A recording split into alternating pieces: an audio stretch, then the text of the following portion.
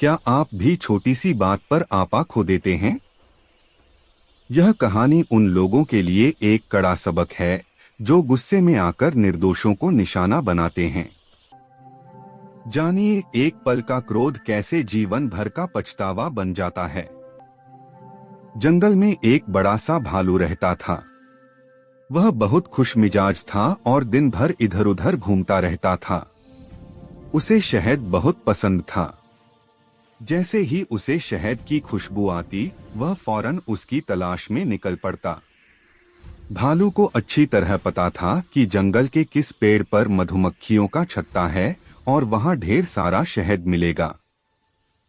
एक दिन भालू फिर शहद की तलाश में निकला। उसने नाक ऊंची की, हवा में सूंघा और खुशी खुशी उस पेड़ की ओर चल पड़ा जहां मधुमक्खियों का बड़ा सा छत्ता लगा हुआ था। रास्ते में वह गुनगुनाता भी जा रहा था क्योंकि उसे पूरा यकीन था कि आज भरपेट शहद खाएगा।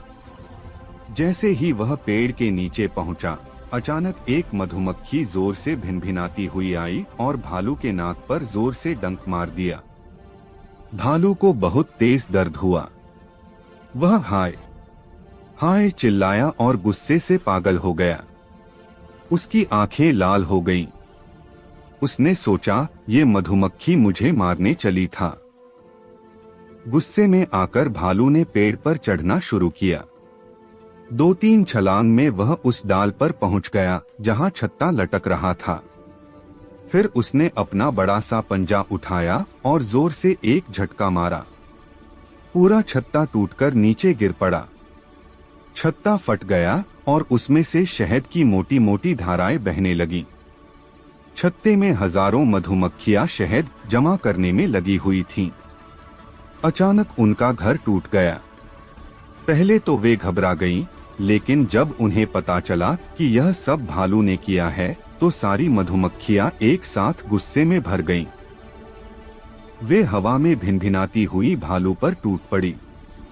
हजारों हजार मधुमक्खियां भालू के पूरे शरीर पर चढ़ गईं, नाक पर, कान पर, आंखों पर, पीठ पर, पेट पर, हर जगह। वे एक साथ डंक मारने लगीं। भालू चिल्लाता रहा, लोटपोट होता रहा, पंजे मारता रहा, लेकिन मधुमक्खियों का क्या? वे तो बदला ले रही थीं। भालू का पूरा शरीर सूज गया। उसकी आंखें बंद हो गईं, नाक दोगुनी हो गई, वह चल भी नहीं पाता था। दर्द से उसकी हालत खराब हो गई। बहुत देर तक मधुमक्खियां उसे डंक मारती रहीं। जब उनका गुस्सा शांत हुआ और वे अपने टूटे हुए छत्ते की ओर लौट गईं, तब कहीं भालू को राहत मिली। वह वहीं जमीन पर पड़ा पड़ा रोने लगा। उसका पूरा शरीर जल रहा था। अब उसे शहद की कोई याद नहीं रही थी। धीरे धीरे वह उठा और लंगड़ाते हुए एक पत्थर पर बैठ गया। उसने अपने आप को बहुत कोसा। उसने मन ही मन कहा, अरे मूर्ख भालू, तूने कितनी बड़ी गलती कर दी। सिर्फ एक मधुमक्खी ने डंक मारा था। उसने शायद मुझे अपने छत्ते से दूर भगाने के लिए ऐसा किया। मैं अगर चुपचाप शहद चखकर या बिना छत्ता तोड़े चला जाता तो यह सब नहीं होता। लेकिन मैंने गुस्से में आकर सारे छत्ते को तहस-नहस कर दिया। मैंने हजारों निर्दोष मधुमक्खियों को बेकसूर में सजा दी। बदले में अब मुझे हजारों डंक झेलने पड़े। भालू ने लंबी सांस ली और धीरे से बोला, मैंने एक की गलती का बदला पूरे समूह से लिया, इसलिए मुझे इतनी बड़ी सजा मिली। अगर मैं धैर्य रखता, थोड़ा समझदारी से काम लेता, तो न मुझे इतना दर्द होता और न मधुमक्खियों का घर बर्बाद होता। उस दिन के बाद भालू जब भी शहद की खुशबू सूंघता, दूर से ही रुक जाता। वह कभी मधुमक्खियों के छत्ते के पास नहीं फटकता था। उसे अच्छी तरह सबक मिल चुका था कि गुस्से में आकर निर्दोष लोगों को सजा देना अपने लिए ही मुसीबत मोल लेना है।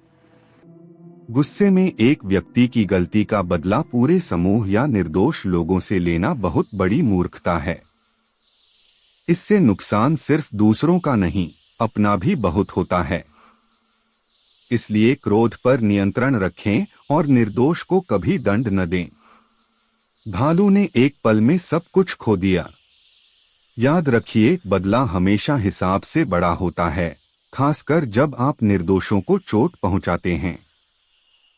इस कहानी का सार शांत रहने में ही सबसे बड़ी समझदारी है।